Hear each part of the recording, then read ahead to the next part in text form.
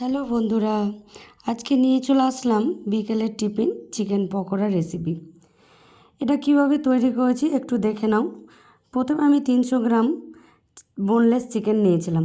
তার মধ্যে আমি কি অ্যাড করেছি, soya sauce, chilli sauce, chaat masala, পরিমাণ মতো ভিনিগার আর কাশ্মীরি লাল মির্চ পাউডার, তারপরে কিছুটা আদা রসুন পেস্ট। এগুলোকে ভালোভাবে মাখিয়ে নেওয়ার পরে তার সঙ্গে আর কিছু অ্যাড করেছিলাম, একটা ডিম, স্বাদ মতো লবণ আর 2 চামচ মতো কর্নফ্লাওয়ার। আবার সেগুলোকে ভালোভাবে ম্যারিনেট করে আধ ঘন্টা রেখে দিয়েছিলাম। সাইডে নিয়েছিলাম আমি কিছু পরিমাণে বিস্কুটের গুঁড়ো।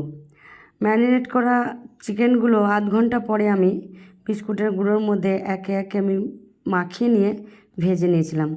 ভাজার পরে তৈরি হয়ে যাবে মুচমুচে খাস্তা চিকেন পকোড়া এবং খুব সুন্দর হয়েছিল খেতে।